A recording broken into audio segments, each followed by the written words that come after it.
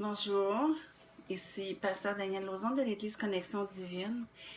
Je viens ce soir vers vous pour vous emmener un message qui va parler de rebâtissons la muraille de Jérusalem.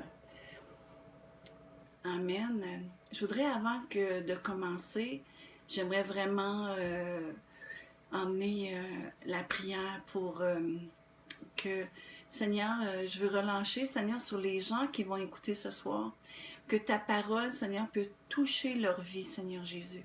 Que cette parole, Seigneur, puisse vraiment emmener une semence de vie, Seigneur, et répondre à des questions, et vraiment, Seigneur, les toucher profondément dans ce qu'ils ont besoin d'entendre. Toi, Seigneur, tu les connais. Tu sais ce qu'ils ont besoin.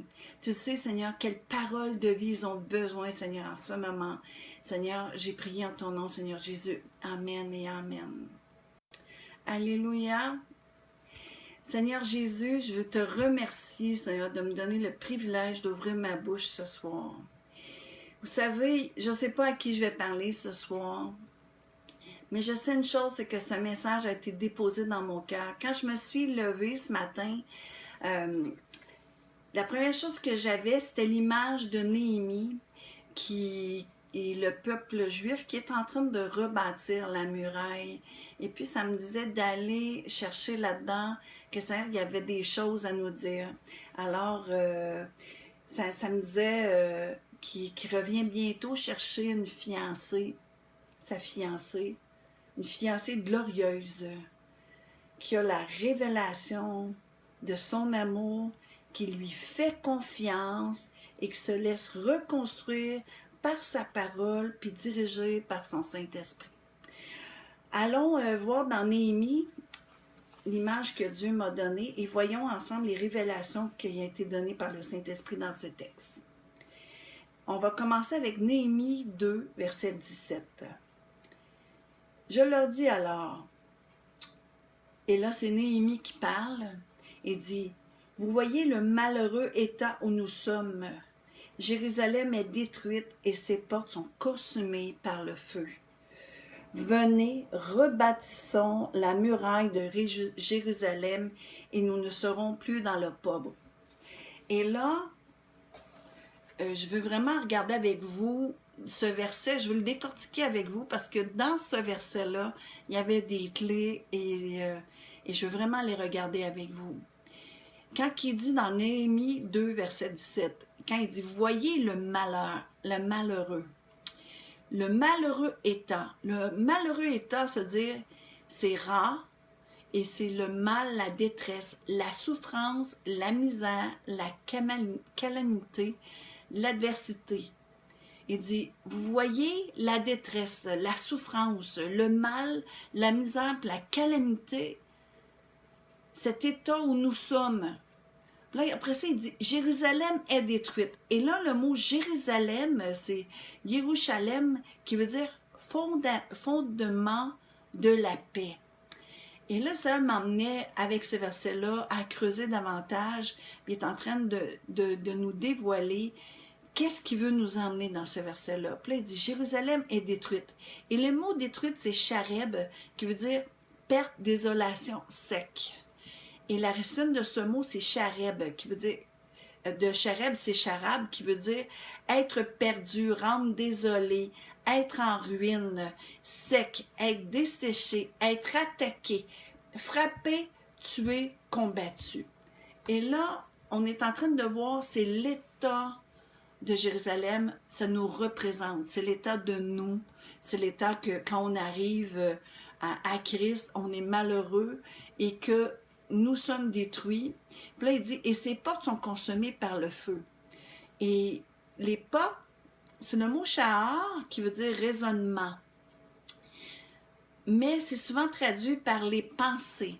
Et là, ça me dit, c'est pas juste quand vous arrivez à moi que vous êtes détruits. Et pendant que vous marchez avec moi, c'est un état que vous êtes. Vous êtes malheureux et vous êtes détruits. Vous arrivez, vous êtes des ruines quand vous arrivez à Christ. Mais il dit, l'ennemi, ce qu'il veut, c'est te garder en ruine. Et moi, ce que je veux, c'est te reconstruire. Je veux rebaptiser, je veux te rebâtir Je veux que tes murailles, que ta personnalité, que tout ce que tu es puisse être rebâti, que tout ce que j'ai mis dans le sein de ta mère, avant même la fondation du monde, je te connaissais, puis déjà j'avais mis des choses en toi, j'avais mis des plans en toi, j'avais mis des qualités, j'avais mis des forces en toi, et tout ça, l'ennemi est venu dans ta vie pour le détruire. Mais moi, l'Éternel, ce que je veux, c'est te prendre. Néhémie représente le Saint-Esprit qui vient voir le roi, qui est Jésus, puis qui dit, Jérusalem est détruite, hein? Son malheureux état, là, ça veut dire que son état là, est desséché. Ça veut dire que ça peut être aussi pour un chrétien qui est déjà venu à Christ, mais qu'à un moment donné, il devient desséché. Il n'est plus dans les fleuves d'eau vive. Il arrive des situations dans sa vie, puis il a été comme beaucoup attaqué. Et puis, qu'est-ce que ça l'a arrivé? C'est que ça l'a détruit des choses dans sa vie. Puis là, le Seigneur veut vraiment reconstruire. Puis là, il dit, ces portes sont consommées par le feu. Puis consommées par le feu, c'est Shahar, ça dit des traits enflammés. C'est mettre le feu. La racine, c'est Yachat, qui veut dire être laissé ravager. Ça veut dire que le Jérusalem qui part est détruit. Mais ces portes-là, les portes qui protégeaient Jérusalem, là, ben, ils ont été consommés par le feu, c'est-à-dire que le feu a été mis. La parole de Dieu dit que on doit combattre contre les traits enflammés du malin. Ça veut dire que lui, Satan, ce qu'il veut, là, c'est qu'il veut pas que tu sois capable de fermer les portes. Il veut être capable de rentrer là où il est déjà allé, puis continuer à détruire. Puis là où ce que Dieu essaie de reconstruire, il veut rentrer dans la porte, briser cette porte-là que Dieu a mis, parce qu'il veut vraiment enlever la protection que Christ met sur nous. Puis ce qu'il veut, c'est rentrer dans nos pensées pour être capable de venir à ces endroits-là dans nos vies où on a déjà été en ruine, où Dieu est en train de reconstruire pour nous ramener dans la ruine. Amen. Est-ce que je peux voir des amen? Alors, on voit dans Éphésiens 6,16, ça nous dit, prenez par-dessus tout cela le bouclier de la foi avec lequel vous pourrez éteindre les traits enflammés du malin. Et là, on continue dans le verset. Ça veut dire que Satan, c'est notre ennemi à tous. Lui, ce qu'il veut, c'est qu'il vient, hein? Puis qu'est-ce qui bloque ces traits enflammés? C'est le bouclier de la foi. Le bouclier de la foi, pour l'utiliser, ça veut dire que moi, je me réfugie en Christ. Ça veut dire que j'ai confiance en Christ. Ça veut dire que je me réfugie dans sa parole, dans ses promesses. Et puis là, Christ devient ma forteresse. Il devient mon bouclier. J'ai la foi et j'ai confiance en Dieu. Et là, on voit dans ce texte que ces portes sont consommées par le feu. Puis là, il dit, venez, rebâtissons la muraille de Jérusalem. Fait que c'est une invitation que le Saint-Esprit nous fait, rebâtissons. C'est parce que Jérusalem, c'est pas rebâti juste avec Néhémie. Néhémie a été celui qui a amené le mouvement, hein? Mais c'est le peuple, chacun d'eux, des villes où ils habitaient, ils rebâtissaient la muraille. Ça veut dire que toi, tu as ta partie à faire aussi. Hein? Et là, quand ils rebâtissaient, il y avait et l'épée parce qu'ils étaient combattus, parce qu'ils n'étaient pas rebâtis, puis les portes n'étaient pas remis en place. Mais que l'ennemi pouvait venir comme il voulait pour les attaquer. Et il y avait de l'autre main les outils pour rebâtir. Et ça nous représente, nous. Hein, dans notre vie chrétienne. On vient à Christ. Christ, lui, ce qu'il veut, il dit qu'il est venu pour guérir les cœurs brisés, délivrer les captifs, rendre libres les opprimés. Mais qu'il est en train, il vient, il nous prend, puis là, il dit, moi, je veux te rebâtir, je veux que tu puisses vivre la vie en abondance que j'ai pour toi. Je veux vraiment t'emmener cette vie Zoé, je veux t'emmener cette vie que j'ai payée pour toi, mais je veux vraiment que tu puisses être libre, que tu puisses être guéri, que tu puisses être restauré, que tu puisses être comme je t'ai créé, comme je te vois déjà accompli dans tout ce que j'ai mis en toi. Amen. Et puis là, il dit, venez, rebâtissons la muraille de Jérusalem et ne nous serons plus dans l'opprobre.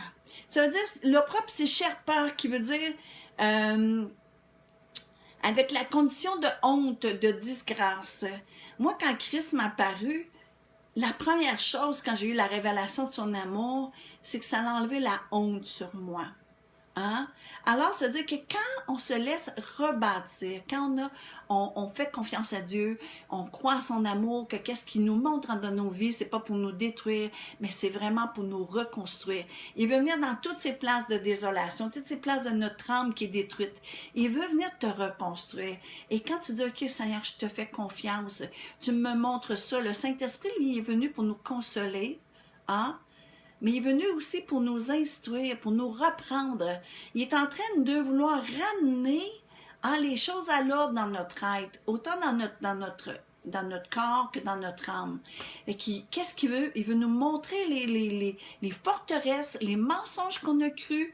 C'est devenu des forteresses dans nos pensées. Ça veut dire que ça a tellement été répété souvent dans ta vie que c'est devenu pour toi une vérité. Et ça a été comme pierre par pierre, mensonge par mensonge, par mensonge, par mensonge. Et là, une partie de ton âme est prise dans ces forteresses-là. Elle est dedans. Elle est prise. C'est pour ça qu'il dit qu'il est venu pour guérir les cœurs brisés, mais il est venu aussi pour délivrer les captifs. C'est-à-dire qu'il y a une partie de toi qui est prise dans ce mensonge-là, et à cause que tu crois ce mensonge-là, ça te fait prendre des décisions, et ça te fait vivre d'une certaine façon qui te garde dans la destruction, qui te garde dans cette ruine, et qui on va dire souvent à cette personne-là, en tout cas, j'en ai un exemple, je prenais souvent des mauvais choix à cause de tous les mensonges que j'avais crus, la perception que j'avais de moi et que j'étais pas capable de recevoir l'amour de Dieu. J'avais pas la révélation de cet amour-là qui m'avait affranchi. J'avais beau connaître Christ, mais dans ma vie, j'étais pris. Et cette façon de vivre et ces forteresses-là m'emmenaient à faire des mauvais choix parce que j'étais pas éclairée avec la parole de Dieu par le Saint-Esprit. Malgré que j'avais donné ma vie à Christ, je vivais pas la vie que je lisais, que le Seigneur avait pour nous. La vie Zoé, je la connaissais pas.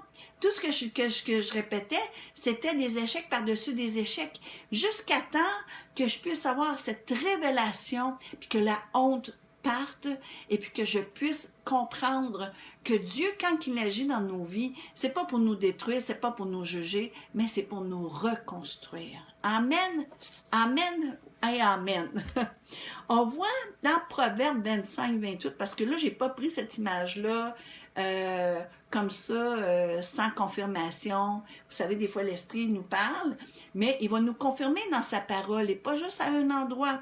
Et on voit dans Proverbe 25-28, ça dit, « Comme une ville forcée est sans muraille, ainsi est l'homme qui n'est pas maître de lui-même. » Pas maître de lui-même, là, ça veut dire quelqu'un qui ne gouverne pas son esprit, ses émotions et ses passions.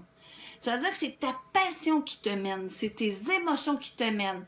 Et ça, je peux vous le dire, j'étais comme ça avant. Mais quand c'est tes émotions qui te mènent, fait que tu vas prendre des décisions sur l'impulsion de l'émotion ou sur ta passion. Tu seras plus logique dans tes décisions. Et moi, après Christ qui m'est apparu, je disais, je sais même pas comment je faisais pour penser comme ça, puis me mettre dans des situations comme ça. Parce que quand tu es affranchi, quand tu es libéré de ces forteresses-là dans tes pensées, mais ta façon de réagir change. Le Seigneur te change de victoire en victoire, de gloire en gloire. Mais la Bible dit que l'homme qui ne gouverne pas son esprit, ça veut dire ses émotions, ses passions, il est comme une ville en ruine, sans muraille. Ça veut dire que l'ennemi peut venir, puis il peut te traiter de toutes les façons parce que tu n'as pas la protection, tu n'as pas les murailles, tu n'es pas reconstruit sur la parole de Dieu. La parole de Dieu nous affranchit, elle nous lave, elle nous guérit. Et c'est par le moyen du Saint-Esprit qui nous amène les révélations, qui nous amènent à comprendre ces choses-là, puis à dire, c'est ça que tu veux dire, Seigneur. Et puis là, tu le sais que tu le sais. C'est une révélation qui vient, puis ça te change à tout jamais. Amen. Tout comme Néhémie et les Juifs qui reconstruisaient Jérusalem, nous devons être restaurés dans notre âme pour avoir pour fondation Jésus-Christ qui est notre paix. Parce que c'est dit qu'ils sont malheureux. C'est un malheureux état qu'ils sont. Amen. Mais le mot Jérusalem, c'est le fondement de la paix. Ça veut dire que Jérusalem est détruite, ça veut dire que le fondement de la paix de leur vie est détruit. Amen. Et Christ, C'est lui notre paix. C'est lui notre shalom. Dans le shalom, ça veut dire que c'est un état d'être, de paix, qui n'a pas de guerre en toi. C'est une paix, une paix qui surpasse ton intelligence. C'est ça la fondation d'un disciple de Christ. C'est qu'on ne sait pas comment, on ne sait pas pourquoi. Hein? On va apprendre pourquoi, mais il y a des choses qui vont arriver dans nos vies, mais on sait une chose, c'est il est là, il est notre forteresse et on est en lui. Amen. C'est lui qui calme les tempêtes dans nos vies. C'est lui qui est dans la barque avec nous. C'est lui qui se lève. C'est lui qui nous fait marcher sur les eaux pendant même la tempête. C'est lui qui nous emmène de victoire à victoire. C'est lui qui nous amène les révélations de sa parole, qui nous nourrit, qui nous fait couler des fleuves d'eau vive, qui nous emmène dans sa vie, qui nous affranchit. Et notre âme en ruine, nos blessures, ils ont été causées dans des brèches, ça a causé des brèches dans notre personnalité. Hein, par lequel l'ennemi peut entrer, puis bien souvent notre personnalité est comme les ruines de Jérusalem. Une personne qui ne peut pas gouverner ses émotions est bien souvent une personne meurtrie, blessée, paraît avec l'étiquette d'une victime. Elle n'est pas capable de sortir de ce rôle de victime-là. Elle est toujours victime. Puis c'est pas ça qu'elle veut être, parce que Christ dit on est plus que vainqueur. Mais à cause des forteresses dans sa vie, à cause des blessures passées, à cause des ruines, si Christ n'est pas passé par là, qu'est-ce qui arrive, c'est que tu restes dans ta façon de penser et tout ce que tu vois, c'est au travers tes blessures et ta vision, elle est biaisée par ces blessures-là. Et ça nous fait aller dans des chemins à cause de comment on voit les choses. Mais ça, il enlève le voile. Hein, le Saint-Esprit nous enlève le voile par sa parole. Puis là, on comprend, hey, j'ai cru ça, c'est pas ça la vérité. Hein? Job, il disait, ce que j'ai craint, c'est ce que j'ai vécu. Mais Job, il avait des peurs. Hein? Puis il a vécu des peurs. Mais il dit, j'avais entendu parler de toi, mais maintenant mon œil t'a vu. En voulant dire, j'avais entendu parler de toi, j'avais la crainte de Dieu, j'étais religieux, tu sais, je pouvais faire des choses, mais maintenant, je te connais dans une relation, dans une intimité, à cause de ce qui s'est passé dans ma vie, puis que je t'ai choisi. Amen. C'est ça l'histoire de Job. C'est un homme qui va connaître un Dieu tellement plus grand que tout ce qui peut venir contre lui et qui va comprendre qu'il y a juste Dieu qui est dans sa vie, qui reste, qui est stable, qui peut y emmener une paix au travers de tout ce qu'il va vivre. Amen. Et là, on revient à Néhémie. Hein, puis là, ça dit... oui, c'est ça. On disait qu'une personne gouvernée par ses émotions est souvent une personne meurtrie puis blessée. Puis une personne qui est meurtrie et blessée, ben, elle va blesser. Amen. Et puis... c'est pas ça qu'on veut. Hein? On le voit souvent en couple. Quelqu'un qui a vécu, je sais pas moi, l'abandon ou l'abus quand il est dans sa vie, et puis qui arrive en couple, bien, la personne qui a vécu l'abandon va avoir peur d'être abandonnée. La personne qui va avoir été abusée va avoir peur d'être abusée. Fait que toutes ces choses-là qu'on vit dans nos vies passées, bien, ça reflète, ça a un écho après dans notre présent. Mais le Seigneur, il dit, les choses anciennes sont passées, voici maintenant, toutes choses sont devenues nouvelles. Mais ce qu'il veut, c'est prendre des choses nouvelles dans ta vie. Il veut que tes choses passées, hein, restent dans le passé. Il tranche. Il dit, là, ça, c'est ton passé. Maintenant, en moi, je vais faire que toutes choses sont devenues nouvelles. Et oui, c'est vrai que c'est pas un coup de baguette magique, puis là, pouf, là, tout d'un coup, je parle plus pareil, je pense plus pareil. Hein? C'est de victoire en victoire, de gloire en gloire. Dieu, ce qu'il a fait, c'est que c'est un peu comme un escalier. Hein? La première marche, c'est qu'on accepte Christ. Après, il nous apprivoise dans son amour. Hein? Et il nous fait connaître comment il est bon, comment il est là, comment il ne nous abandonne pas. Il faut qu'on ait la révélation de son amour pour être capable de faire confiance. Et c'est la révélation de son amour qui fait qu'on est capable de s'accrocher à lui et de dire, Seigneur, tu n'en vois rien au-delà de nos forces, puis au travers de ce que je vis, c'est toi qui vas me donner la force de passer au travers. Et c'est là qu'il nous emmène. Et puis là, il arrive quelque chose dans nos vies, une tempête qui se lève. On peut être attaqué au niveau de nos finances, on peut être attaqué au niveau de notre santé, on peut être attaqué dans des choses, on perd quelqu'un qu'on aime, on peut être attaqué de différentes façons. Et puis, dans ce qu'on va vivre, on a besoin à cette place-là de qu'est-ce qu'on vit, de s'accrocher fermement à lui, Hein, parce que c'est lui qui est la vie, c'est lui qui est le chemin. C'est lui qui veut guérir notre cœur brisé. Et le Saint-Esprit en nous, ce qu'il veut, c'est qu'on lui donne notre peine, qu'on lui donne nos fardeaux. Il dit, venez à moi, vous tous qui êtes fatigués et chargés, je vous donnerai du repos. Il veut nous donner cette fondation qui était détruite dans notre Jérusalem, qui est détruite. C'est cette fondation qui est de la paix, le fondement de la paix. Il veut nous l'emmener. Il veut l'emmener tellement profondément dans nos vies, puis nous bâtir dessus. Parce que quand on est fondé dans la paix, même s'il y a un tremblement de terre, notre fondation à nous va rester. Même s'il y a des choses qui se passent au travers le monde présentement. Il y a quelque chose en toi qui est dans une paix. Pourquoi? Parce qu'on est fondé en Christ. Notre espérance, on sait que nous, on est de passage sur la terre. Et on sait qu'il y a des choses qui vont arriver, hein, puis on va regarder ça dans les semaines à venir, mais pour l'instant, le message que le Seigneur voulait que j'emmène, c'est pour quelqu'un aujourd'hui qui a besoin, hein, de juste dire, Seigneur Jésus, je veux croire à ton amour. Donne-moi la révélation de ton amour et je veux te faire confiance.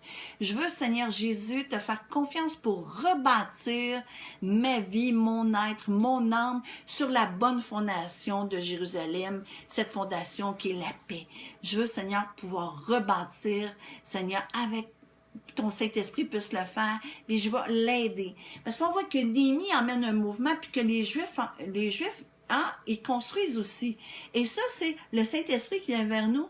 Et nous devons, parce que le Saint-Esprit, c'est un gentleman, hein, il a besoin de notre accord pour reconstruire les choses dans nos vies. Parce qu'il veut nous consoler, il veut nous instruire, il veut nous reprendre. Un peu comme, je donnerais l'image, moi souvent, quand je m'en dois au Seigneur, un peu l'image du Saint-Esprit, c'était un peu comme dans l'image de la maman.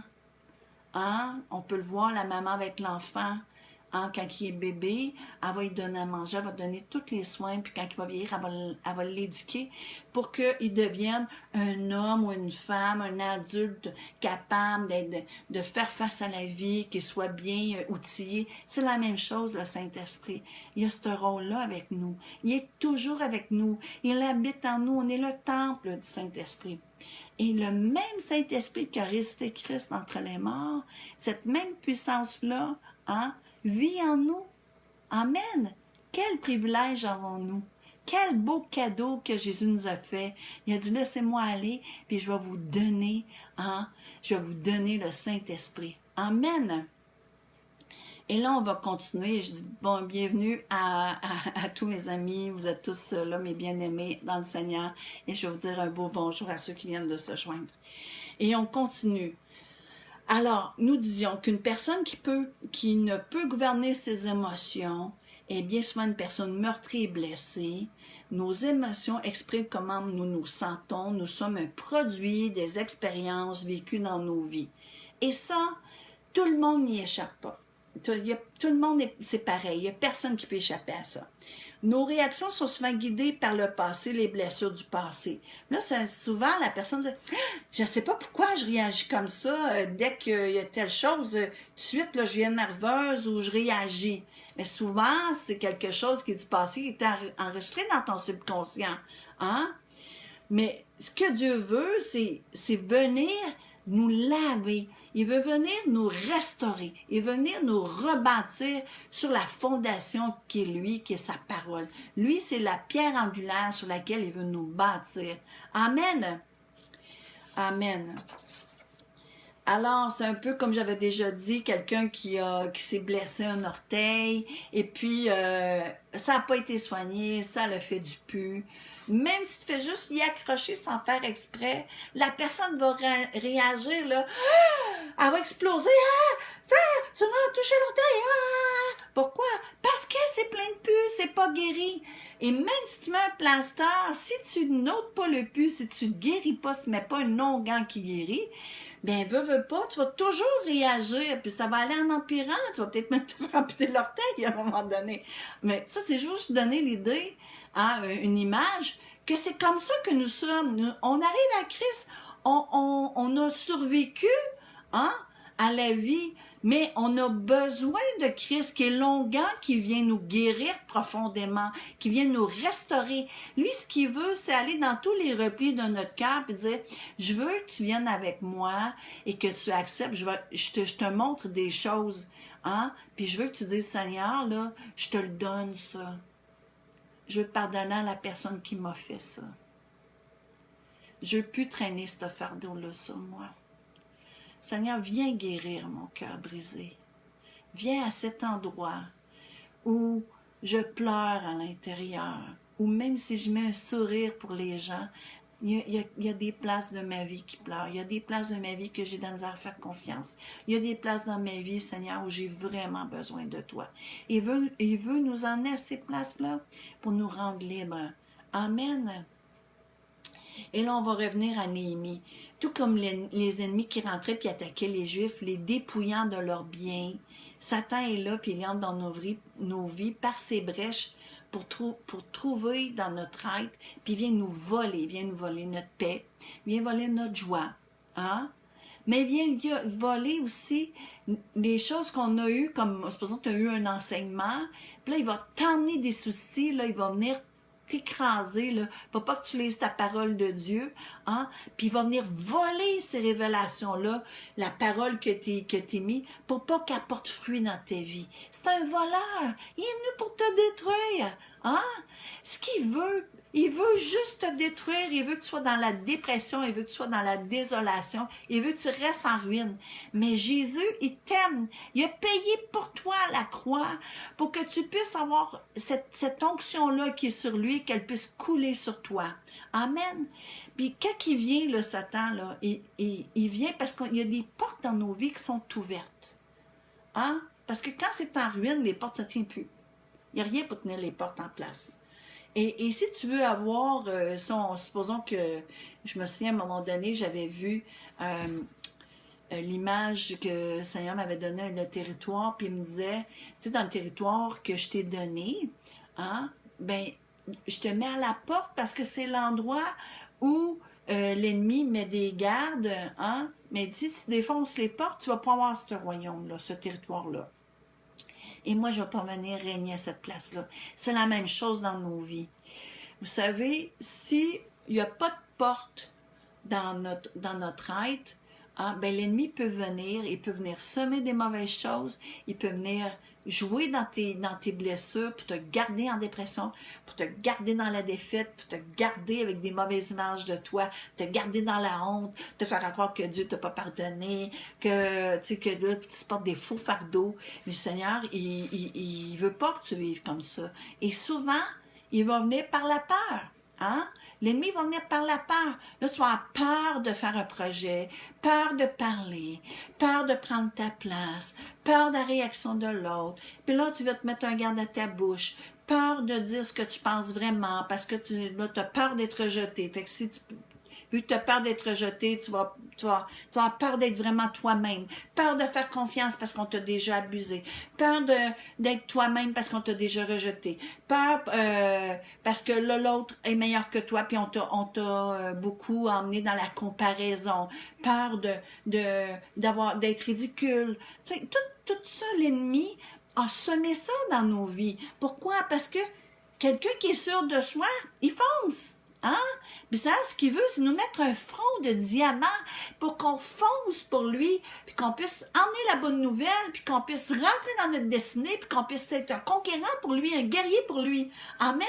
Mais quand l'esprit de peur est en nous, hein, on devient anxieux, on a des idées d'être en affaires, mais on n'ira pas en affaires parce qu'on a peur de l'échec. Tu sais, c'est toutes ces peurs-là. On rencontre quelqu'un, on trouve intéressant, mais on va bien souvent pas vouloir aller dans cette relation-là parce qu'on a peur d'être rejeté. Et puis c'est la peur qui nous domine. Mais la peur, c'est aussi une émotion. Mais ça, il veut nous délivrer de ces émotions-là qui nous fait faire de mauvais choix et qui nous tient captifs. Hein? Amen. Et pour éviter cela, ben, on doit le laisser reconstruire nos murs. C'est un processus de guérison. Puis ça se fait un jour à la fois, un pas à la fois. Amen. Mais chaque instant de notre vie, on doit choisir Christ au lieu de retomber dans nos anciens patterns, pour briser le pattern, pour briser un moule, là, mais il faut le casser. Hein? Mais si tu veux pas reproduire la même chose dans tes vies, ben tu peux pas toujours réagir de la même façon, tu peux plus penser de la même façon. Et qu'est-ce qui vient renouveler nos pensées? C'est la parole de Dieu qui vient renouveler nos pensées. C'est ça qui nous nourrit. C'est ça qui fait de nous une nouvelle créature. Fait qu'il faut absolument qu'on soit nourri de cette vérité parce que c'est cette vérité-là qui nous affranchit des mensonges où on a été tenus captifs. Amen! Je peux voir des amen! Hein? Fait que ce processus de guérison, il est fait par l'Esprit Saint, que nous devons choisir quand cela se lève dans nos vies. Il a fallu plusieurs jours à Néhémie pour reconstruire Jérusalem. Mais il a réussi. Dans Néhémie 6,15, ça dit « La muraille fut achevée le 25e jour du mois d'élu, en 52 jours, a pu achever le 25e jour du mois d'élu, en 52 jours, lorsque tous nos ennemis l'apprirent, toutes les nations qui étaient autour de nous, furent dans la crainte, elles éprouvèrent une grande humiliation et reconnurent que l'œuvre s'était accomplie par la volonté de notre Dieu. » Fait qu'il y a eu un temps où il devait reconstruire puis devait combattre. Ça n'a pas duré toute sa vie. Ça a duré un temps. Le temps où les portes ont pu être assez solides pour après ça juste garder les portes. Amen. Et là, je vais vous dire une chose. C'est sûr que quand tu prends une position puis que tu dis « Seigneur, je te fais confiance », tu t'assois solidement ta foi dans la parole de Dieu, puis là, tu es attaqué, puis tu te lèves dans le combat, puis tu te dis « Seigneur, je mène ce combat-là à ton nom, c'est en toi que je porte ton étendard, je suis ton ambassadeur, Seigneur. » Puis Seigneur, tu dis dans ta parole, puis là, on déclare sa parole. Hein? C'est-à-dire qu'on mène le combat, on prend une position, on s'assoit fermement dans la fondation, dans la parole de Dieu. Amen. Et c'est là que le Seigneur veut nous emmener, parce que dans 2 Corinthiens 10, verset 4, ça dit « Car les armes avec lesquelles nous combattons ne sont pas charnelles, mais elles sont puissantes. » Et là, l'ennemi ne veut pas qu'on comprenne puis qu'on réalise jusqu'à quel point que les armes que Dieu nous a données, elles sont puissante. L'ennemi veut pas que tu reconnaisses l'autorité qu'il t'a donnée en Jésus-Christ. Lui, il veut te garder dans ton ancienne façon de penser, dans ton ancienne pattern et dans ta façon charnelle, c'est-à-dire ta façon de vivre qui n'est pas éclairée par le Saint-Esprit. Comment tu vivais avant. Et là, quand on réalise là, que le combat, là, c'est pas la personne avec qui on vit, c'est pas la personne c'est pas les gens, mais c'est spirituel. Et quand on réalise ça, ça dit dans 1 Corinthiens 10,4, ça dit « Car les armes avec lesquelles nous combattons ne sont pas charnelles, mais elles sont puissantes. » Et ça dit « Par la vertu de Dieu, pour renverser des forteresses. » Et je vous disais tantôt que les forteresses, c'est quoi?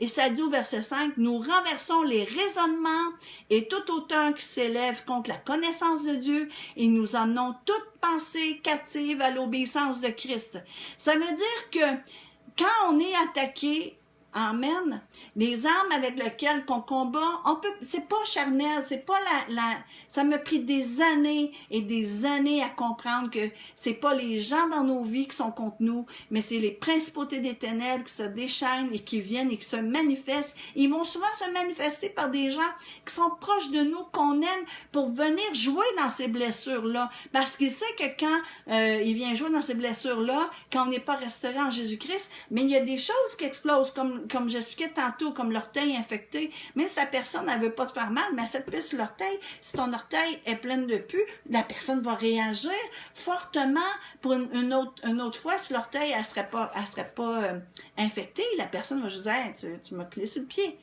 C'est ça la différence. Et c'est pour ça que Jésus veut guérir les cœurs brisés. Et c'est pour ça qu'il est mort à la croix. Il est mort à la croix, oui, pour que tu aies le salut, mais dans le salut, il y a la restauration. Il veut te reconstruire. Il veut faire de toi une nouvelle créature. Amen. Dans Éphésiens 4, 21, à partir du verset 21, ça dit conformément à la vérité qui est en Jésus. La vérité est où? Est en Jésus. Jésus, ça dit dans Jean 1.1, ça dit, La parole s'est fait chair. Il est la parole. Dans Jean 1, ça dit que c'est Jésus qui est la parole. Et c'est pour ça que la parole de Dieu, c'est important de la lire, parce que c'est son onction à lui pour guérir et restaurer. Elle est aussi au travers de sa parole. Les paroles qu'il va nous donner pour nous reconstruire, pour nous emmener des révélations, pour comprendre là où on a dévié, là où on n'a pas compris, pour nous reconstruire notre façon de penser, notre façon de vivre, bâti sur sa parole. Puis là, il dit, on continue, conformément à la vérité qui est en Jésus, c'est en lui que vous avez été instruits. Amen. C'est lui qui doit nous instruire. Vous savez, comme parents, on veut toujours donner le meilleur enseignement à nos enfants, mais on est des gens des êtres blessés, puis on blesse sans vouloir blesser, et puis ça a un héritage dans nos enfants. Mais ce que Dieu dit, lui, il veut nous instruire, il veut faire de nous de nouvelles créatures. Il est un bon père, il sait donner les bonnes choses à ses enfants. Amen. Puis là, il dit, il nous a instruits à vous dépouiller, eu égard à votre vie passée, du vieil homme qui se corrompt par les convoitises trompeuses, et à être renouvelé dans l'esprit de votre intelligence, et à revêtir l'homme nouveau, créé selon Dieu, dans une justice et une sainteté que produit la vérité. Amen. Ce qu'il veut, c'est que tu puisses revêtir la nouvelle créature que tu es, cet homme nouveau, cette nouvelle façon de penser, cette nouvelle façon de vivre, au travers lui. C'est lui qui veut le construire dans sa parole qui est la vérité. Amen. C'est la vérité qui produit ça en nous. Amen. Alors, c'est comme un enfant. Si tu lui donnes jamais à manger, il grandira pas. Il va avoir des lacunes, il va y manquer des protéines, il va y manquer des vitamines, il va développer des maladies, il va avoir de la misère à devenir à une maturité d'homme ou femme en santé. Hein? Mais c'est la même chose spirituellement. Le Seigneur, il y a de la bonne nourriture pour nous. On est assis à la table du roi. Il nous prépare les mets du roi, c'est-à-dire Jésus-Christ, c'est notre roi. Et les mets, c'est sa parole. Amen, c'est une bonne nourriture. Et avec cette nourriture-là, elle va produire des bonnes choses en nous. Elle va nous laver, elle va nous reconstruire. Amen. Dans Colossiens 3, verset 8, ça dit, « Mais maintenant, et là, il nous parle à nous.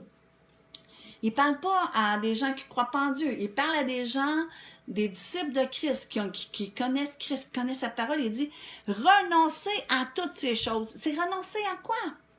Là, il parle de nos émotions qui peuvent lever, là. Alors, tu dois y renoncer. Ça veut dire que tu peux dominer cette émotion-là. Il dit renoncer à la colère, à l'animosité, à la méchanceté, à la calomnie, aux paroles déshonnêtes qui pourraient sortir de votre bouche. Ne mentez pas les uns aux autres. Vous étant dépouillés du vieil homme et de ses œuvres, ça veut dire, c'est comme moi, j'ai un vêtement. J'arrive à Christ, il veut que j'enlève ce vêtement-là, puis je revais ma robe de justice en lui, puis là que je devienne une nouvelle créature. Mais je dois renoncer à ça. Ça veut dire que l'émotion peut monter, mais je dois renoncer à cette émotion-là et je dois choisir Christ dans cette émotion-là. Je veux pas choisir l'émotion, je veux pas choisir mes blessures de rejet, d'abandon, de trahison. Je veux pas choisir ça. Ce que je veux choisir, c'est Christ au travers de ça. Et je veux renoncer à ça et choisir Christ. Amen. Je veux laisser le nouvel homme, c'est-à-dire tout ce qu'il m'a enseigné dans sa parole, je le choisis. Je choisis sa parole. Je choisis de pardonner. Je choisis de croire en sa bonté. Je choisis qu'il donne rien au-delà de mes forces. Je choisis qu'il a déjà trouvé le moyen de sortir de mon épreuve. Je choisis que quand il y a une tempête, il peut se lever au milieu de ma tempête et dire assez, c'est assez. Il peut calmer la tempête. Je le choisis. Puis quand on choisit Christ, c'est là qui se manifeste. Il faut le choisir, par exemple. Amen. Puis là, il dit, renonce à ça. Pourquoi? Parce que c'est notre ancienne façon de vivre quand on ne connaissait pas Christ. Hein? Quelqu'un nous fait quelque chose, on parle, on répond, on blesse la personne. Puis là, qu'est-ce que ça fait? C'est qu'on se blesse les uns les autres. Et souvent, c'est pas ça qu'on veut. Puis on se rend compte que là, ça le fait des dommages dans la vie de l'autre. Et puis, après ça, on est attristé parce qu'on se dit, c'est pas ça que je voulais faire dans sa vie. Je ne pas rentrer dans sa vie pour la détruire. Puis là, on se rend compte des choses qu'on reproduit. Et souvent, c'est des blessures qu'on a eues et qui sont reproduites au travers de notre bouche avec les autres. Puis c'est pas ça que ça veut.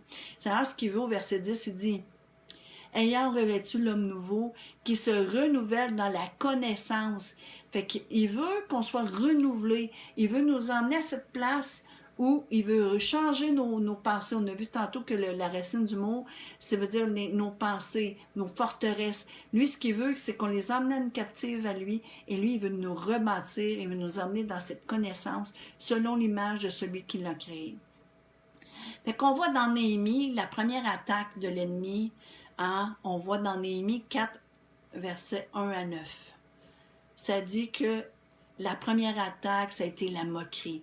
C'est le mot laag, c'est-à-dire se moquer, de tourner en dérision, ridiculiser. Mais Néhémie, même si hein, il y a de la moquerie contre lui, Néhémie, comment qu'il va vaincre la moquerie? Il va répondre par la prière. Et on va le voir dans Néhémie 4, chapitre 4, versets 1 à 9, si vous voulez regarder avec moi. Ça veut dire, l'ennemi en colère, donc la première attaque, la moquerie devant les frères et devant les soldats. Au verset 1, on commence. Lorsque Sanballat, c'est un dieu lunaire, ok? Ça veut dire que c'est une autorité spirituelle démoniaque. Mais Sanballat, c'est ça qu'il représente. Lorsque Sanballat apprit que nous rebâtissions la muraille, il fut en colère et très irrité, il se moqua des Juifs. Hein? Qu'est-ce que Satan fait quand on donne notre vie à Jésus, puis qu'on lit sa parole, puis que sa parole sème des vérités en nous, puis que ça nous reconstruit dans la vérité? Mais Satan, là, il est en colère. Hein? Il y a des autorités spirituelles hein, qui viennent en colère. Puis là, comment qu'il essaie de nous décourager? Il va mettre des gens dans nos vies. Et ça, c'est pas, on n'a pas à combattre contre les gens, mais contre les principautés des ténèbres. Puis ils vont se manifester pour essayer de nous ridiculiser. Ou ils vont venir dans nos pensées. Ah, tu penses que tu vas être capable de faire ça? Voyons donc, tu n'as jamais rien réussi. Puis là, il va commencer à nous parler. Puis il va dire, ah, pourquoi tu veux faire ça? Tu sais que la dernière fois que tu as essayé, ça n'a jamais marché. Toi, tu es né pour un petit pain, ça ne marchera jamais. Tu vaux rien. Il va essayer de nous dévaloriser. Il va se moquer de nous. Hein? Et là, on voit verset 2. Et souvent, comment il s'est moqué, il dit, devant ses frères et devant les soldats de Samarie, à quoi travaillent ces Juifs impuissants? Hein? Devant les gens, là, pour t'humilier, là, hein, pour les humilier, là, puis il les traite de Juifs impuissants. Savez-vous que quand on commence à vouloir marcher dans la parole de Dieu, là, Satan, là, il nous a eu dans son camp pendant longtemps, il nous a détruits, il nous a manipulés, il nous a fait croire plein de mensonges. Il veut pas qu'on se lève, qu'on laisse le Seigneur nous reconstruire, hein, puis qu'on soit affranchis dans la vérité. Fait qu'est-ce qu'il essaie? C'est qu'il essaie d'emmener des messages pour nous ramener à ce qu'on vaut rien, qu'on est des impuissants. Mais on a lu tantôt, hein, que il est tout-puissant, l'Éternel. Il est tout-puissant. Sa parole est tout-puissante. Il nous a donné cette autorité-là. Mais il est tout-puissant. Amen. Puis là, il est en train de leur dire, là, il leur dit, ces Juifs impuissants. Puis là, il dit, laissera ton frère, sacrifieront-ils, vont-ils achever? Redonneront-ils vie à des pierres ensevelies sur des morceaux de poussière et consommés par le feu? Il est en train de parler. Est-ce qu'on va les laisser reconstruire? Hein? Ça a tout été détruit, ça, ces parties-là. On s'est acharné sur eux. Depuis qu'ils sont bébés, envoyer des messages. Ça peut être par toute personne qui a passé dans la vie d'un enfant, qui vient puis qui va dire une parole qui a blessé l'enfant, puis là, une autre personne va passer dans sa vie, un professeur va dire une chose, ça va être un message similaire, un employeur, un ami, puis là, des gens significatifs vont venir, puis là, ça va bâtir une forteresse que la personne va croire ça, mais ça ne veut pas dire que c'est la vérité. Hein? Puis là, Satan, il détruit notre personnalité, il détruit notre valeur. Puis il veut pas. Là, il dit, est-ce qu'on va les laisser redonneront-ils vie à des pierres ensevelies sous des monceaux de poussière et consommées par le feu? Hein? On a vu tantôt que l'ennemi, c'est un feu, nous attaque par des traits enflammés. Hein? Puis que c'est la foi qui nous protège. Mais quand on ne connaissait pas Christ, c'est rien qui nous protégeait. Puis là, il est en train de nous dire, hey, on va-tu le laisser se reconstruire? Parce que la ruse de l'ennemi, c'est contre notre progression. Au verset 3, Tabija, l'ammonite, était à côté de lui et lui dit, « Qu'ils bâtissent seulement, ce renard se lance, il renversera leur montagne de pierre. » Et la Bible dit que l'ennemi est rusé, hein? Il est rusé comme un renard, mais les forteresses dans nos pensées qui sont captives et Dieu construit des murailles de pierre dans nos pensées, bâtit sur la pierre angulaire qui est Christ. Le Seigneur veut rebâtir notre système de pensée. Il veut nous rebâtir. Puis là, pendant qu'on est en construction, c'est sûr qu'on est plus fragile. Fait qu'il y a des choses que Dieu travaille dans nos vies. Fait que l'ennemi, ce qu'il se dit, il dit, mais juste envoyer un renard, ah, puis ça va tomber. Je vais juste y envoyer une épreuve là-dessus, puis il n'est pas assez solide, ça va s'écrouler. Il dit, OK, laisse-le faire, mais on va essayer de tout détruire au fur et à mesure que le mur va monter. Mais là, Néhémie, comment qu'il va aller contre ça? C'est la prière de Néhémie qui dit, écoute, notre Dieu, ô notre Dieu, comme nous sommes méprisés. Fais retomber leur insulte sur leur tête et livre-les au pillage sur une terre où ils soient captifs. Ne pardonne pas leur iniquité, que leur péché ne soit pas effacé de devant toi, qu'elles ont offensé ceux qui bâtissent. Et ça, là, à la croix, ça a été fait. À la croix, Jésus a mis en spectacle Satan et ses acolytes et ils savent qu'ils sont condamnés pour l'éternité dans la géhenne. Et là, Néhémie rappelle la sentence sur eux.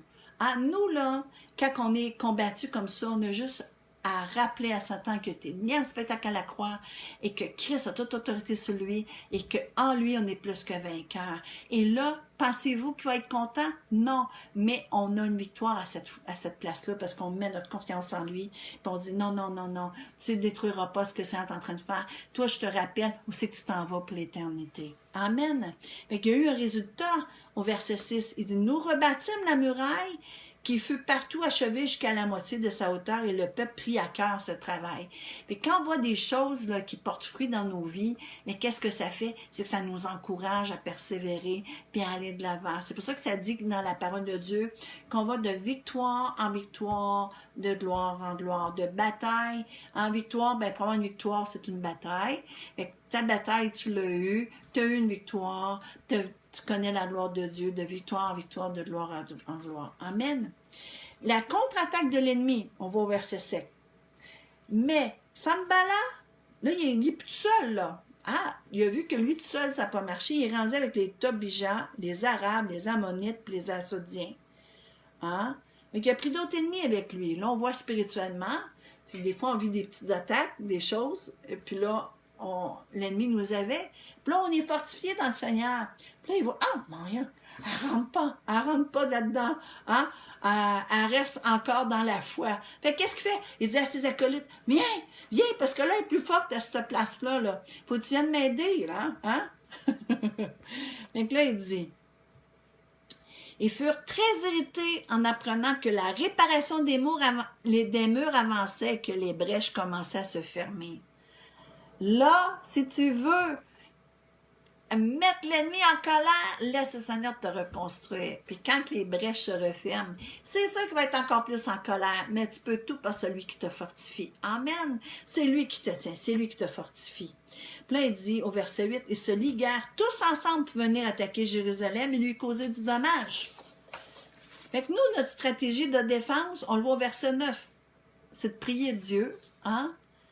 Puis nous établir en garde.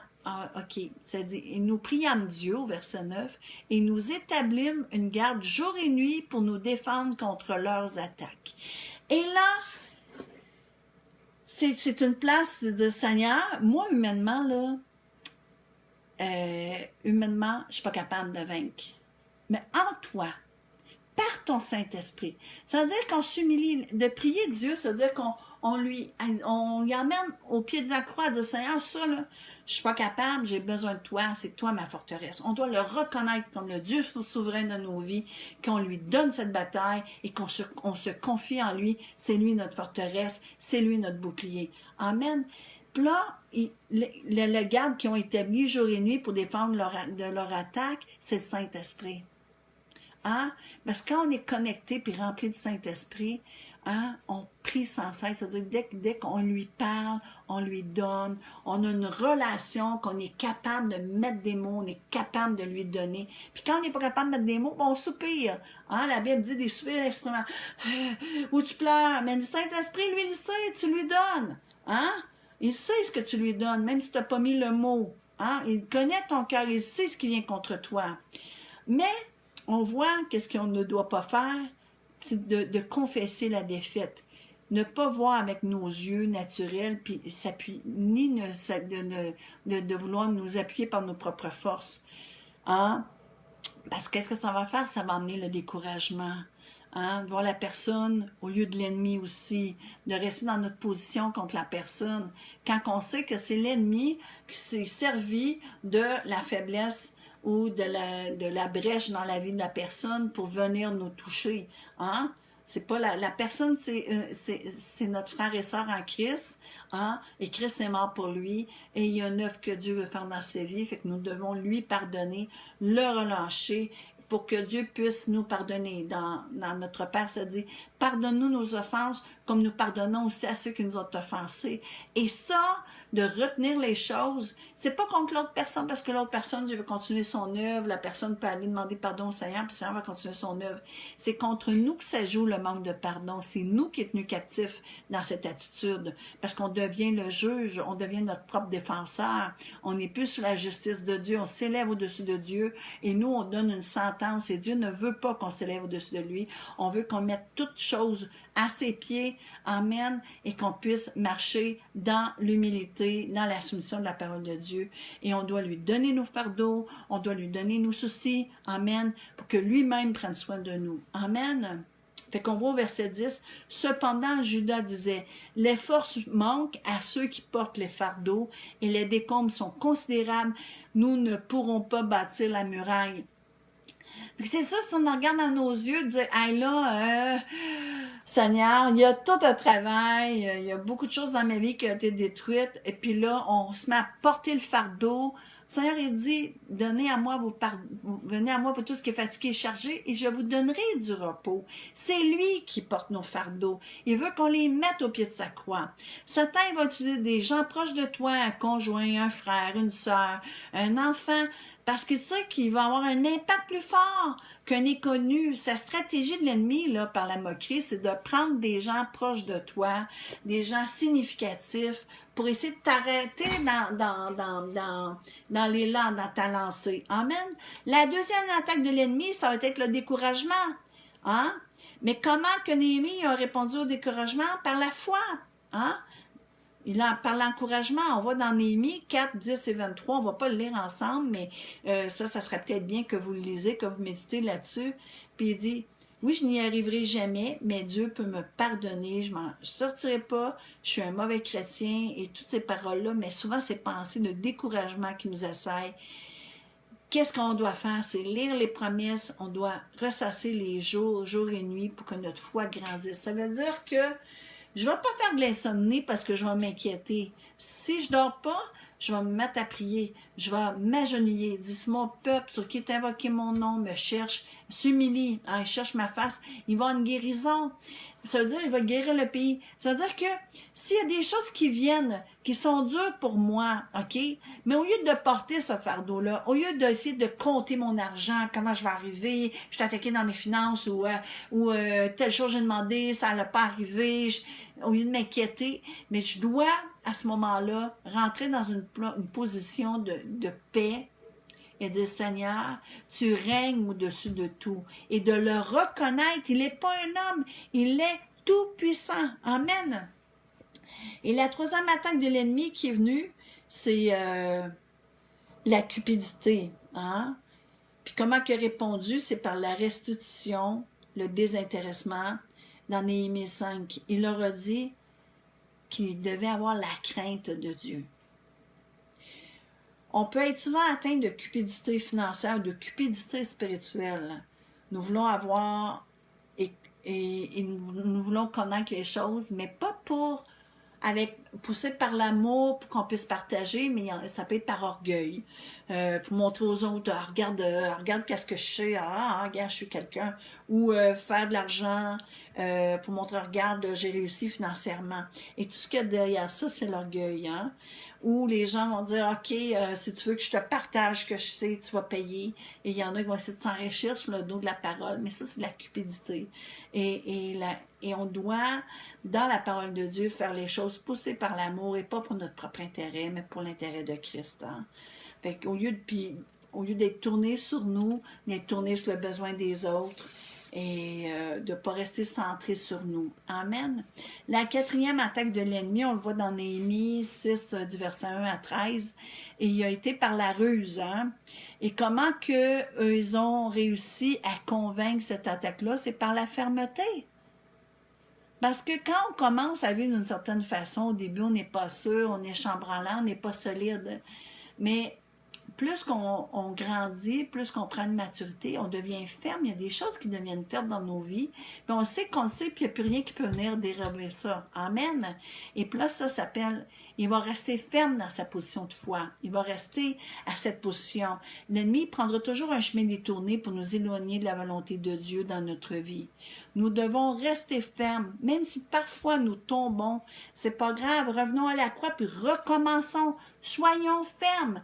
Il faut rester dans nos positions en Jésus-Christ. Le peuple, il reconstruisait, en même temps, il y avait l'épée sainte autour de ses reins. Amen. Amen. Cette épée, qui est la parole de Dieu, nous aidera à résister contre le péché, elle nous purifiera, et lorsque l'ennemi viendra, l'Esprit nous rappellera la parole de Dieu, ainsi nous apprenons qui nous sommes en lui, nous prenons l'autorité qu'il nous a donnée, et nous pouvons résister à l'ennemi.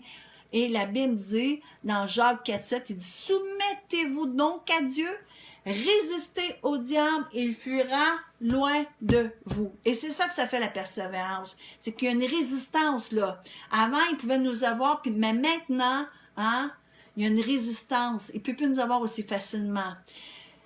Fait qu'on voit que les murs de Jérusalem, ils ont fini par être construits, comme on a vu tantôt dans Néhémie 6,15. La muraille fut achevée le 25e jour du mois d'Élul, en 52 jours. Ça veut dire qu'il y a eu une période, hein? Ça n'a pas été fait comme un coup de baguette magique.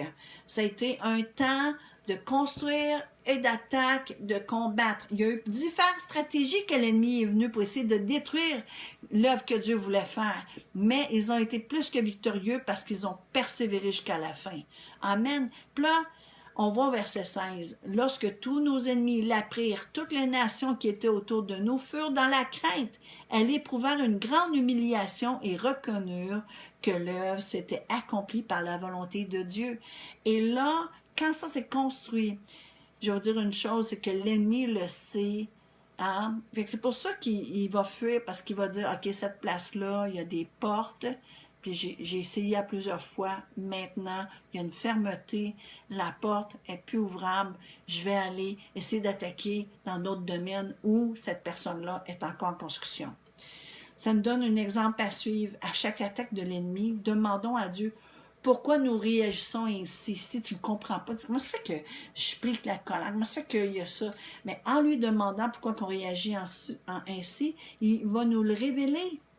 Et alors que nous le laissons nous guérir, hein, nous ne serons plus la risée de l'ennemi. Nous pourrons nous tenir fermes dans la foi, partageant notre guérison avec ceux qui traversent la même chose jusqu'à la reconstruction totale des murs de notre être. C'est ainsi que nous travaillons à notre salut avec crainte et tremblement, dans Philippiens 2,12. On doit avoir la crainte de Dieu. On ne peut plus se laisser aller comme avant. Hein?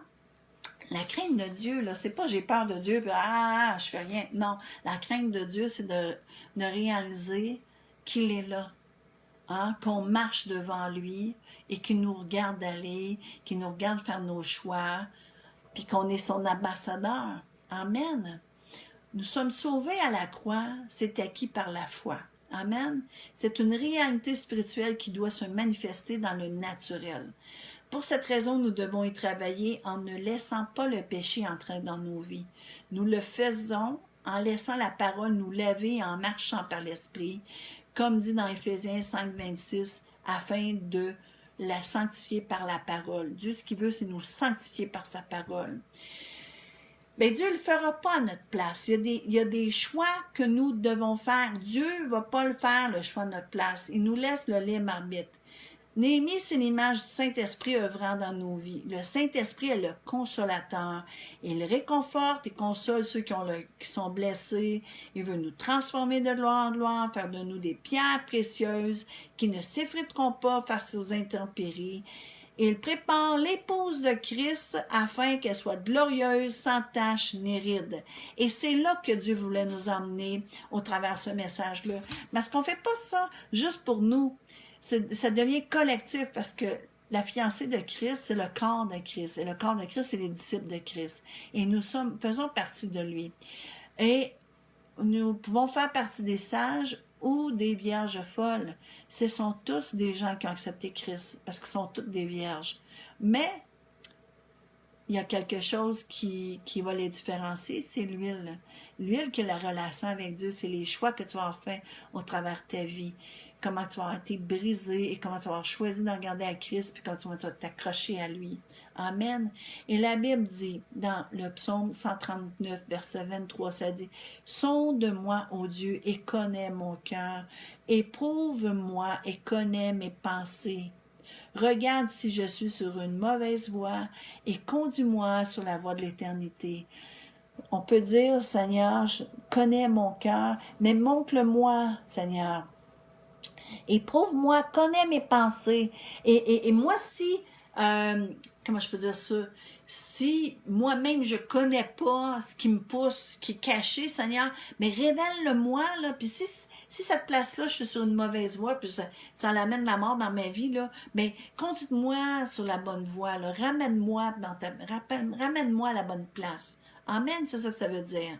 Dans Éphésiens 5, OK, verset 25b, ça dit « Christ a aimé l'Église, l'Ecclésia. » L'Ecclésia, OK, ek, ça veut dire « hors de », Ecclésis, qui veut dire « appel ». Fait que nous, là, l'Ecclésia, qu'on va dire aujourd'hui « Église », là, qui est traduit en français « Église », là, ça veut dire c'est « hors de appel ». Ça veut dire que tu es appelé, tu as un appel sur ta vie, OK, tu es appelé, puis le Seigneur t'appelle, puis tu es hors de ce monde, hors du système de ce monde que Satan a développé, ce système babylonien, ce système où on adore des faux dieux, qu'on est pris dans des religions, que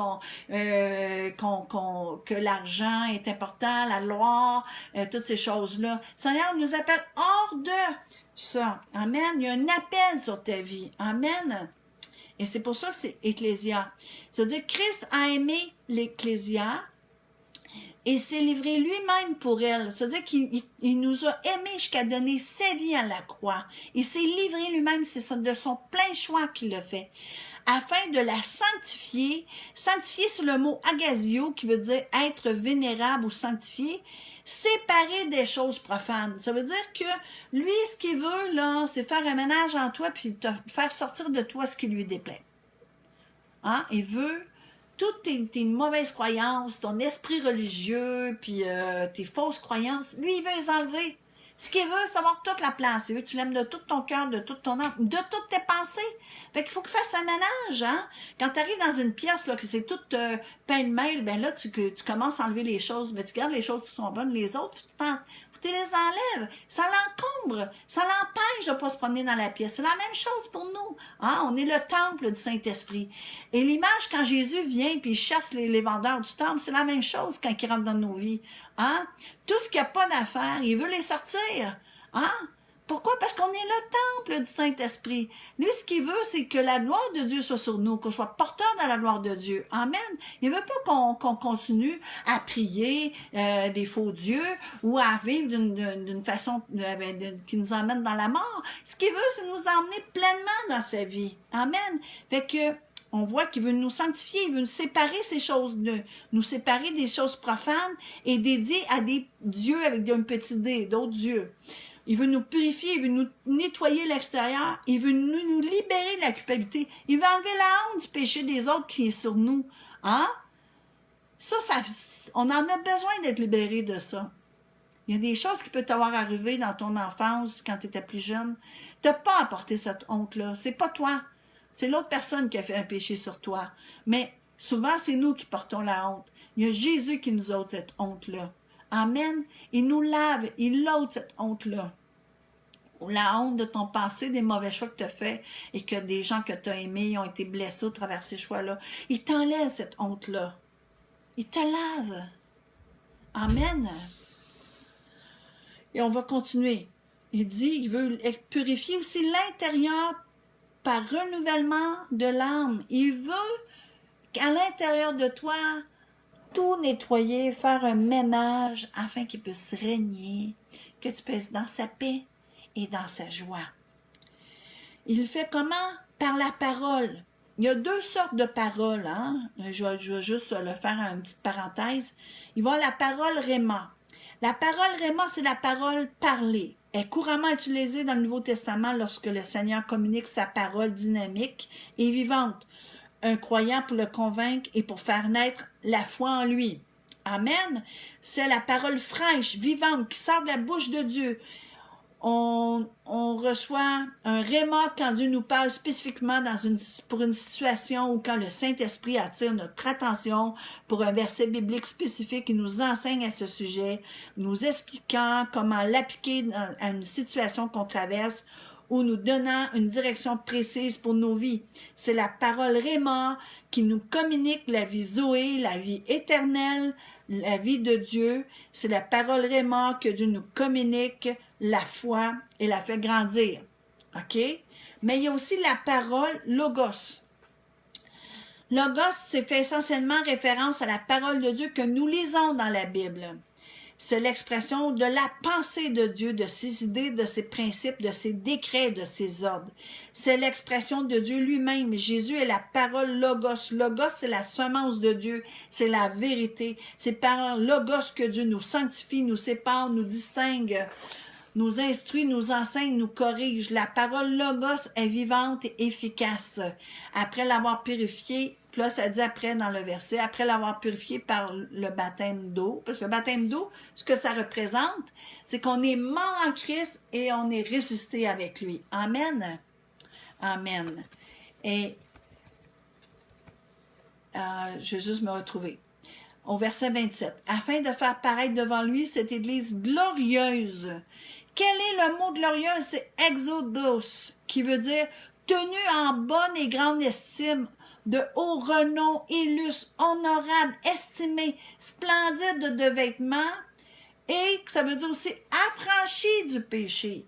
Ça veut dire que quand on est en Christ, il veut nous emmener que c'est plus le péché qui va nous dominer, mais on va marcher sur les serpents, sur les scorpions, on va être capable de marcher de victoire en victoire, de gloire en gloire. Puis le péché a plus cette domination dans nos vies. Amen. Là, on peut pas dire, ah, Satan m'a tenté, c'est plus fort que moi. Non, parce qu'en Jésus-Christ, on a toute l'autorité, on a toute la puissance en Jésus par son Saint-Esprit qui est en nous, qui a résisté Christ d'entre les morts, de vaincre le péché. Amen. On est affranchi de ce péché-là. C'est-à-dire, si tu étais esclave de ce péché-là, hein, mais je te donne une bonne nouvelle, t'es affranchi, t'es plus esclave. Amen. Amen. Hein? Puis là, il dit, cette église glorieuse sans tache. Et sans tache, c'est spilos qui veut dire ce qui souille l'honneur, la réputation de quelqu'un. L'origine de la tache peut être enfuie en nous, comme l'amertume, la rancœur, la jalousie, l'envie, certains traits de caractère qui ne glorifient pas Dieu. Et dès que l'occasion se présente, ces choses font surface et la tache apparaît. Ah, on pensait que la tâche était partie, mais là, elle est encore là. Mais c'est ça, Seigneur, qui veut. C'est pour ça qu'il veut travailler nos cœurs. C'est pour ça qu'il veut nous emmener à cette place-là. Parce que lui, ce qu'il veut, c'est qu'on soit sans tâche. Il veut pas que ça remonte de nous. Il veut pas que notre robe soit tachée. Il veut qu'on soit de fin lin, qu'on soit une belle robe glorieuse. Ni ride. Écoutez bien, ride, la racine, c'est roumaï, qui veut dire tirer à soi, délivrer. Fait que le Seigneur, là, c'est pour ça qu'il a dit que l'Esprit du Seigneur est sur moi pour guérir les cœurs brisés, délivrer les captifs, rendre libres les opprimés. C'est son ministère qu'il fait en nous présentement. Amen. Il veut devenir le roi de notre vie. Il est notre fiancé. Hein? Lui, ce qu'il veut, quand il va venir chercher sa fiancée, c'est qu'elle soit sans ride. Mais la ride, ça parle des blessures que la vie nous a laissées. La vie s'est chargée de creuser des sillons dans notre âme et la clé pour enclencher le processus de guérison est le pardon. Même si cela est dur, et c'est pour ça que l'ennemi fait tout pour ramener des choses, pour jouer dans ces sillons-là, pour que ça devienne tellement comme à vif qu'on n'a pas le goût de pardonner. C'est difficile, mais humainement, je te dis, on peut pas pardonner. Hein? L'humain, là, comment je peux dire ça? On veut, mais on n'est pas capable. C'est Christ en nous qui nous amène à cette place-là. Et quand le pardon de Dieu est en nous, il nous libère de cet événement-là à un point tel que quand il y repense, il n'y a plus d'émotion. C'est comme si c'est une autre personne qui l'aurait vécu. Il veut t'en libérer de ces émotions-là qui t'emmènent dans la mort. Ça t'emmène vers le bas, dans la mort. Ça t'emmène dans la dépression. Ça t'emmène loin de sa vie, Zoé. Et c'est pour ça qu'il faut qu'on pardonne. Il faut qu'on s'accroche à lui. C'est lui qui va nous donner d'être capable de pardonner. Accroche-toi à lui. Gémis à lui. Accroche-toi, Seigneur. Je vais être capable de pardonner. J'ai besoin de toi.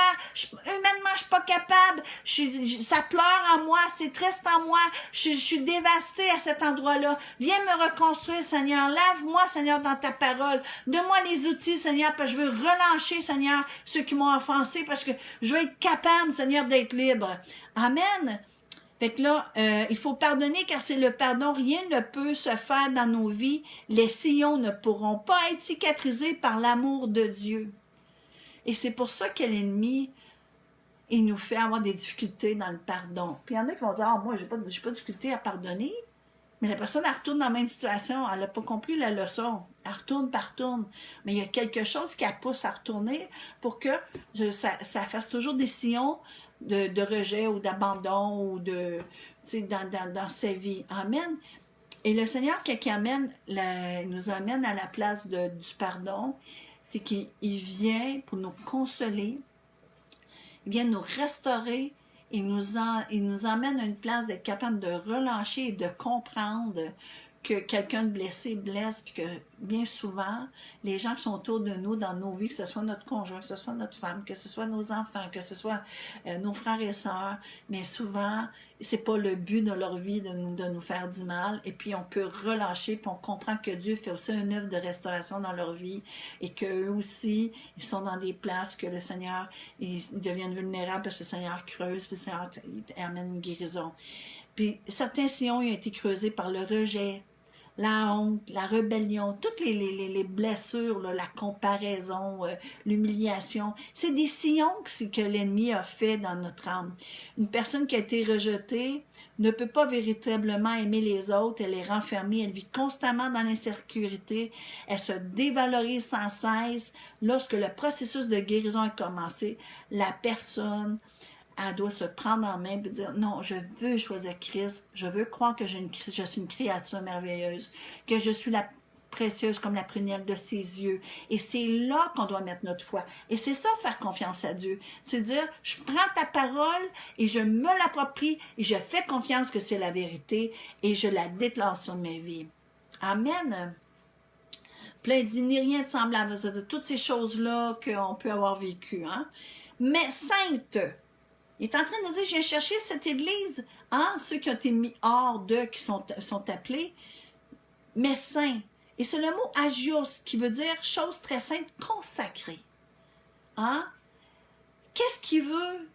Il nous a appelés à être hors de l'esprit de ce monde, hors de cette façon de penser, hors de tout ce qui domine sur la terre, puis il veut qu'on soit en lui. Amen. Consacré en lui. Ça veut dire que ma vie, Paul disait, je ne vis plus pour moi-même, mais pour Christ. Ce n'est plus moi qui vis, mais Christ qui vit en moi. Ça veut dire que mes besoins ont changé, mes projets ont changé, même ce que je désire change. Pourquoi? Parce que je suis consacrée à Dieu. Hein? Ce que je veux, c'est plaire à Dieu. Amen. Puis irrépréhensible, c'est le mot amomos, qui veut dire sans défaut, comme un sacrifice sans tache ou défaut. Mais quand je suis en Jésus, le sang de Jésus qui me couvre, me purifie, m'a lavé aussi. Amen. Et quand Dieu me regarde, il me voit au travers le sang de Christ. Mais Christ, il était la brebis qui était sans tache, sans défaut. Mais en lui, ça veut dire que je dois être dans sa parole, que je dois le choisir. Amen. Pour être sans défaut. Amen. Parce que humainement, on est des êtres humains.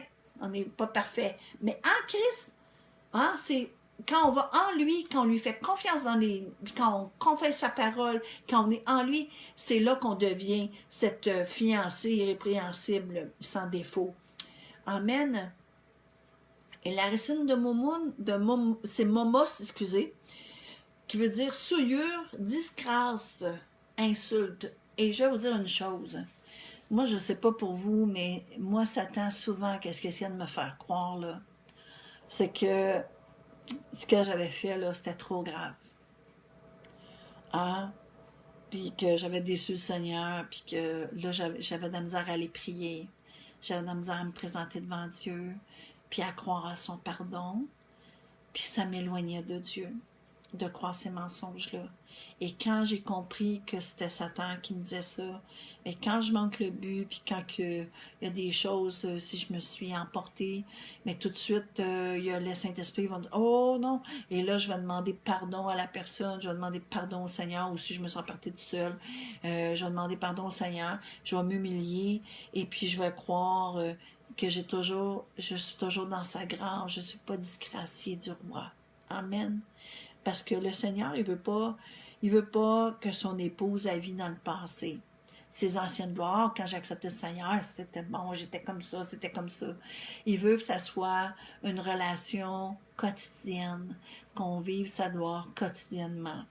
Mais il veut pas non plus qu'on se mette des excuses. Ah, ben moi, dans le passé, j'ai vécu ça, c'est pas ma faute. Non, t'es une nouvelle créature.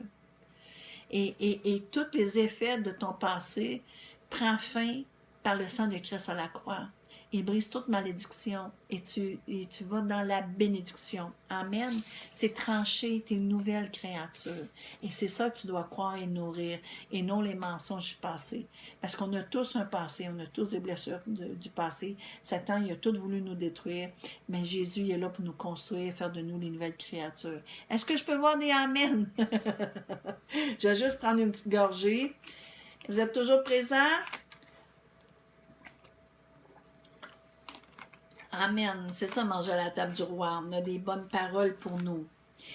Pour cela, nous devons chaque jour venir au trône de grâce et demander pardon à Dieu.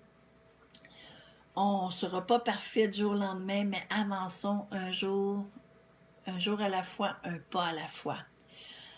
Il faut veiller sur nos paroles. Et ça, souvent, je trouve ça dommage, même dans les réseaux sociaux, on peut voir des gens, entre frères et sœurs en Jésus-Christ, par leurs paroles, ils vont se blesser, ils vont se juger. Je peux juste vous dire, à un moment donné, je vivais quelque chose, puis l'ennemi jouait dans ces blessures-là, puis je suis tombée dans ce piège-là, j'étais une pauvre victime, puis je suis rentrée dans ce rôle de victime. Puis à un moment donné, il y a une personne qui m'avait dit quoi, puis c'est quelqu'un que j'aime beaucoup, qui est dans ma famille. Puis elle me dit quelque chose, puis ça a fait comme la goutte, hein? On dit la goutte qui a fait déborder le vase. Et puis, je me suis mis à vouloir écrire à cette personne des choses pour ramener, elle aussi, ses erreurs. Puis, tout de suite après envoyer le message, il y a une tristesse qui est venue en moi. Et là, j'ai compris que j'étais tombée dans le piège de l'ennemi. Et je peux juste vous dire toute la tempête que ça l'a fait. J'ai tellement pleuré. Parce que c'est tellement pas ça qu'est mon cœur. On est les ambassadeurs de Christ. Et nos frères et sœurs, c'est des êtres qui ont été blessés et détruits. Et je peux vous dire que j'ai appris ma leçon. Et j'ai eu des regrets amers. J'ai pleuré parce que ça a blessé quelqu'un qui était déjà blessé. Puis c'était pas ça mon cœur. Parce que j'aime cette personne. Ça a été long avant que je puisse demander pardon et être en règle avec la personne. Que la personne puisse accepter mon pardon. Et je peux juste vous dire que quand des situations comme ça, l'ennemi, il rit, il est content. Mais quand on vient à Christ et puis qu'on va au pied de la croix, puis on demande pardon à la personne, puis on demande pardon, et on va demander au Seigneur de nous pardonner, mais là, c'est lui. Hein? C'est nous qui pouvons rire, puis on peut lui dire, regarde, tu vois, ça m'a pardonné, j'étais encore dans sa grâce, il ne m'a pas disgracié. Amen. Parce que nous sommes encore dans le temps de la grâce de Dieu. Puis notre conduite, elle doit être guidée par l'amour. Si on lit dans 1 Corinthiens 13, on doit pardonner, on doit croire, puis on doit marcher dans son amour. Mais humainement, on ne peut pas. Et c'est pour ça qu'on a besoin d'être rempli du Saint-Esprit. Parce que c'est le Saint-Esprit qui change notre perception. C'est notre Saint-Esprit qui nous rend capable de tendre l'autre joue, qui nous rend capable de pardonner, qui nous rend capable de voir avec les yeux du cœur de Dieu. Veillons sur tout ce qui pourrait entacher l'honneur de Dieu. Nous sommes ses représentants sur terre. Dans 2 Corinthiens 5,20, ça dit « Nous faisons donc les fonctions d'ambassadeurs pour Christ. Comme si Dieu exhortait par nous, nous vous en supplions au nom de Christ, soyez réconciliés avec Dieu. » Et là où souvent on se fait avoir, c'est qu'on croit l'ennemi, puis on a de la misère à retourner au pied de la croix puis demander pardon au Seigneur. Nous ne pouvons pas éviter les blessures. Hein? Parce tant qu'on va être dans ce corps de chair, on va être avec des gens qui ont des corps de chair, puis c'est des gens on est tous en processus ensemble, puis il peut arriver des situations où la personne peut faire quelque chose, puis ça peut nous blesser. Hein? On ne peut pas l'éviter, mais nous avons un choix. Nous avons la croix, le trône de grâce, vers lequel nous tourner. Tout ce que nous sommes intérieurement, toutes les blessures que nous avons subies et pour lesquelles nous avons pardonné vont se transformer en magnifiques broderies sur notre vêtement. Ou bien nous pouvons décider de ne pas les pardonner et de les garder, et elles finiront par s'infecter et pourrir notre vie. Mais nous pouvons aussi, au milieu de nos larmes, notre douleur, venir au trône de grâce avec le désir de pardonner, et le Saint-Esprit comblera cette blessure. Il la transformera en quelque chose de glorieux. Nous devons réaliser que nos blessures peuvent être transformées en une source magnifique. Si nous venons à la croix, au trône de grâce, du bien, au trône de grâce, ou bien à une source amère, si nous décidons de ne pas pardonner, le choix est entre nos mains. Jésus est venu pour panser les cœurs brisés, renvoyer libres les opprimés.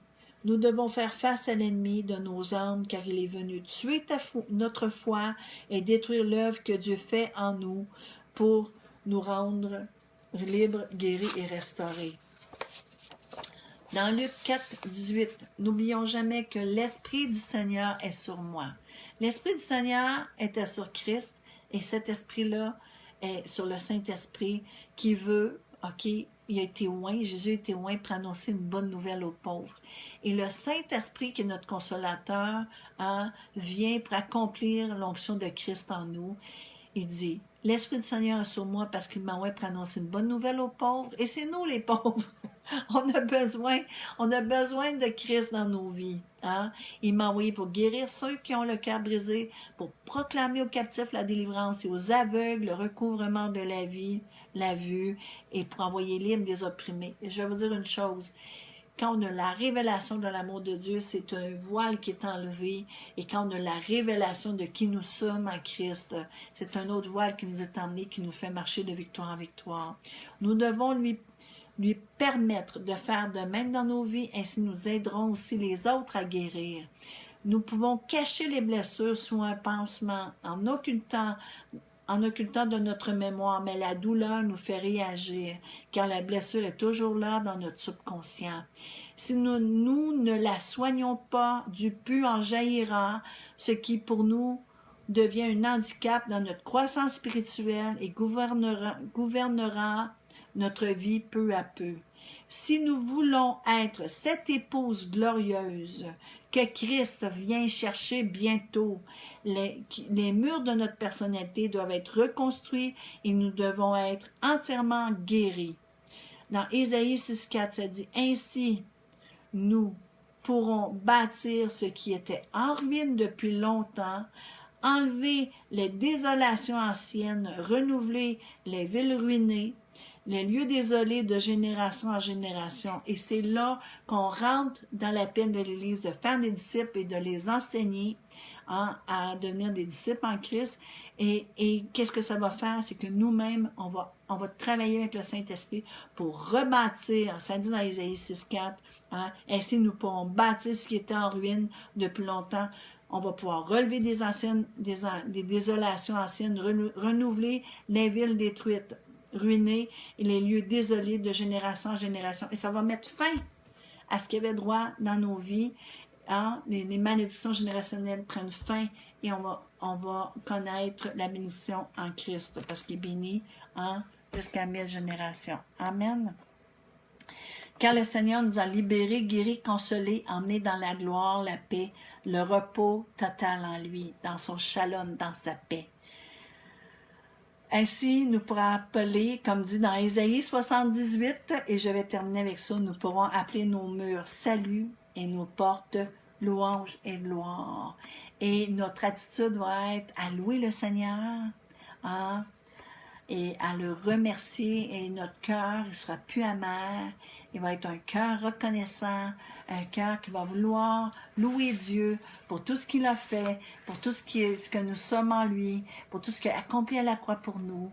Et nous allons pouvoir marcher avec cette attitude de vainqueur et nous allons pouvoir avancer et marcher sur les serpents et les scorpions et nous allons pouvoir saisir notre héritage et saisir qui nous sommes et nous allons être à l'œuvre de travailler et de persévérer jusqu'à la fin. Paul disait, j'ai persévéré jusqu'à la fin parce que quand Christ va revenir chercher cette fiancée, on va travailler en collaboration avec le Saint-Esprit pour être cette fiancée glorieuse qui vient chercher. Et là-dessus, je vous remercie de votre présence et je relâche sur vous que ces paroles au nom de Jésus-Christ puissent pénétrer profondément dans vos vies, qui peut s'emmener vraiment à regarder à Christ. Et là où vous avez besoin d'aller en lui, de vous repentir, d'aller chercher dans sa parole tous les outils pour marcher dans la victoire. Je déclare sur toi au nom de Jésus que tout ce qui est venu contre toi est brisé par le sang de Jésus, que tu peux choisir Christ et que tu peux aller puiser dans sa parole qui va te faire marcher de victoire en victoire, de gloire en gloire et que tu vas devenir une source d'eau vive où l'onction de la parole de Dieu va couler et les gens vont venir s'abreuver et tu vas avoir une compassion pour la souffrance des cœurs des gens parce que le tien va être touché par l'amour de Dieu, va être guéri par Christ et quand tu vas rencontrer quelqu'un dans la souffrance, tu vas juste avoir une compassion au lieu d'un jugement et tu vas vouloir lui prendre la main et lui dire viens, je veux t'emmener et te réconcilier, que tu puisses accepter Jésus comme sauveur et être réconcilié avec le Père Céleste pour que tu puisses avoir la vie éternelle, que tu puisses avoir la vie Zoé, que tu puisses connaître enfin les projets de paix que Dieu a pour toi. Et là-dessus, je vous bénis. Soyez abondamment bénis. C'était Pasteur Daniel de l'Église Connexion Divine. Et nous avons la page Connexion Divine de l'Église Connexion Divine. Et j'inviterai s'il y a des gens qui ont besoin de prière, venez nous parler. Venez, si vous avez des questions au sujet de ce vidéo, venez nous parler. Nous sommes ouverts, nous sommes là, la main tendue vers vous. Et je vous bénis au nom de Jésus-Christ, que sa paix et sa joie vous accompagnent au nom de Jésus. Amen et amen. Et à la prochaine. Soyez bénis. Amen.